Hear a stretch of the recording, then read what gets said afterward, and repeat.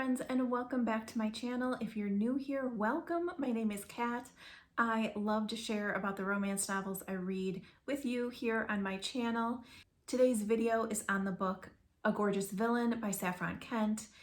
Also, there's a prequel to this book that I have to mention, and I really do feel like you have to read it. It's called The Wild Mustang and Dancing Fairy. We basically get the what happened in that book, and then A Gorgeous Villain picks up 2 years later.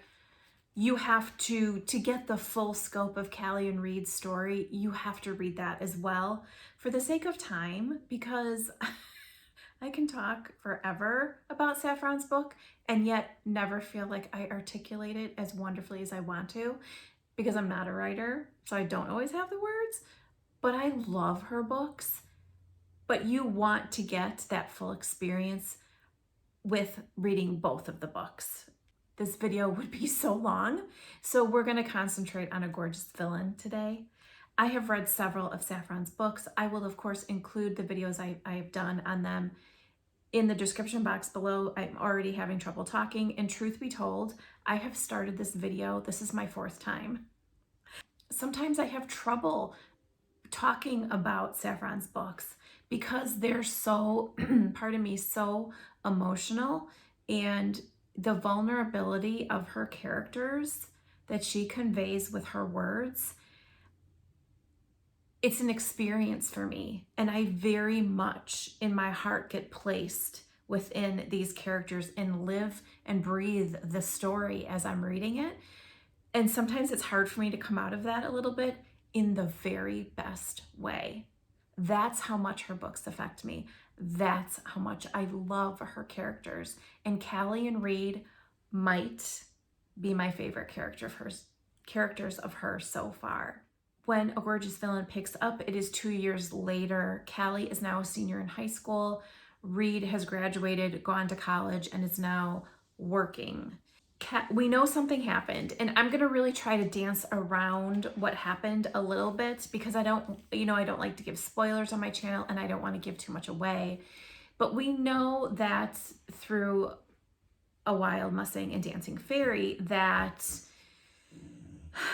sorry, you probably just heard Macy lay down. We know that Callie did something to Reed. Callie was warned to stay away from Reed. He's 2 years older than she is. He is her brother's enemy who's the same age. He is the typical bad boy, devil may care like attitude, and just her brothers. She's 4 older brothers. Her eldest brother is kind of the dad of the family. Their parents are gone. And they all love her and protect her and treat her like this beautiful young thing that she is in a very sweet way. And they do not want her to have anything to do with Reed. And yet, of course, Callie finds herself completely like obsessed with him. They, without giving too much away, end up spending time together. Some really bad stuff happens. And then she does something that lands her, she gets arrested, and she does something to Reed. She gets arrested, and as part of the plea deal, she has to go and finish high school at a basically reform school. If you've read My Darling Arrow, which is the previous book in this kind of interconnected standalone series, we know about St. Mary's School for Troubled Teenagers. That's where Callie goes. Like I said, the book picks up 2 years later, and she's back on track. But Callie is this sweet, innocent, vulnerable, emotional, just angel of a girl. And she feels everything so deeply. I love that about Saffron's characters. There's vulnerability, there's innocence, there's growth, she picks them up at a really certain time in life and writes that time and those type of girls so well. They are girls becoming young women, becoming women. And oh my gosh, do you remember that? If you're of an age where you've already gone through that and you're watching this video, remember your late teens and early 20s? Oh my gosh. I mean, a great time in life, but also a really hard time in life. And then falling in love. Oh my God, it was, my heart just went through the ringer with these two. The book starts with the dedication, and Saffron dedicates it to all the brokenhearted girls. And I was like, oh my God, right away I wanted to cry. And it's really so special about her writing in that these girls are all brokenhearted. They've all had different challenges in life. And I love the journey that she takes us on with them. And it's funny because I connect with these girls so deeply, and yet the male characters, the guys, like, I don't usually like them. It usually takes me a while. I understand them, but I don't always like them until like the end of the book, when we get, like, we have the fruition of everything.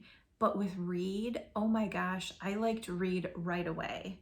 But we know there's a lot behind Reed. We know Reed has a lot of layers. We get little glimpses into his life, how he is, what he carries on his shoulders. And immediately I was a sucker for him, just like Callie was. Callie lives and breathes the ballet. She, took a little side turn, but is gotten back on track. Something that we know is that Reed has seen her dance. She's legendary in their town. That's why she's the dancing fairy. She wants to go to Juilliard for ballet. I loved that part because my girls used to dance. They all took ballet. My one daughter actually was on point for a few years, and I love, so I can envision Callie in her tutu that she has to wear, and how Reed is drawn to that and drawn to watching her dance and how that makes him feel. I understood all that with him, and the way she dances makes him emotional, and he wants to tap into that, but yet he can't. It was a very interesting part to their story, how her dancing affected him. Callie seems to have the perfect, not perfect life in that the relationship she has with her brothers, how the choices that she made that landed her in the reform school, how that affected her brothers, specifically Conrad. I love the way Saffron wrote the familial relationships that she had. So sweet. Callie is a deep feeler and a deep thinker, and her brothers embrace that about her and love her for it and want to guard her and guard her heart. And yet she went around them and ended up hanging out with Reed, and they're not happy about it. And then it changed her life and continues to change her life. It's a lot. And then on the flip side, Reed and his sister, who he adores, and his family life is not good, except for him and his sister. And so he understands why Callie's brothers don't like him. He understands that he's ruining her, that what he has done to her and their relationship and where she's landed, he has guilt and shame about that. He doesn't want to soil her anymore. And Callie feels the same way. She feels like she's betrayed her brothers. She feels like she's done wrong. She is shameful about her actions. She's trying to be the good girl that they expect and she wants to be for them. But she fell in love. Oh my gosh. The story is about forgiveness and all that these two characters carried with them. And don't get me wrong, they are spicy. Their dirty talk, oh my gosh. Because at some point there is physicality in their relationship. Their relationship, because of, getting physical and expressing their feelings physically, then their whole path changes again. Oh my gosh, it's really about forgiving and learning to stand on their own 2 feet as people, not being in the box that your father puts you in, or your brothers put you in, or your town puts you in. Figuring out who you are, taking the reins of your life and going with it. I loved seeing the girls, Callie's group of girls, Poe, Wynn, Salem, Callie, I'm not forgetting anyone, right? There's 4 of them, right? I loved hearing about them again, seeing the relationship that they have. We, of course, saw it in My Darling Arrow with Salem. Now we're seeing it from Callie's eyes, and this was really sweet. I was so happy to be back with them again. And we burst out laughing, which somehow turns into the highlight of my day so far. Sitting on these hard benches under the gray sky, laughing with the friends I've made at this reform school, I forget why I'm here in the first place. I forget that I don't have any freedom now, that I'm caged inside these brick fences and iron gates, that I've been caged here for 2 years now, because one night when I was 16, my heart broke. It broke so badly that I died. I died from the pain, and when I came back to life, I went from being good girl Callie to a heartbroken girl. A girl who in the throes of her pain and her hurt did something that she never could have imagined doing. A girl who did it all in the name of love. I became a girl who was supposed to land in jail for it, for the thing I did, the crime I committed, but somehow was sent here as a mercy. And then a little bit later on, maybe it's the fact that I'm one of them now, one of the brokenhearted, but I love it. I love the melancholy. I love the misery. I love the fact that I can slow dance to this music, and if I spill a few tears, no one questions it. Because that's what you do when you hear a sad love song, you cry. It's like crying in the rain, and I cannot wait to get inside and lose myself in them. I cannot wait to remember. But as it turns out, I'm not going to need music to remember, because the mistake I made 2 years ago, because the reason that I made those mistakes is here. The reason why I did what I did and why I ended up at St. Mary's is right here. He is here, and I see him as soon as I enter the bar. So 2 years has gone by. I figured there was really no way for her to come back from what she did. I wasn't sure how Saffron was going to put them in each other's lives again. And it was the sweetest kind of torture watching them see each other again and hear them both feel the feelings that they feel. We do get chapters from Reed. Oh my God. I kind of put him on a pedestal. I really did. There were times I wanted to kind of smack him across the face a little bit, but then he did it to himself.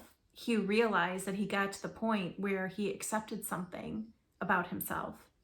Like the light bulb went off. And I was like, oh, thank God, finally.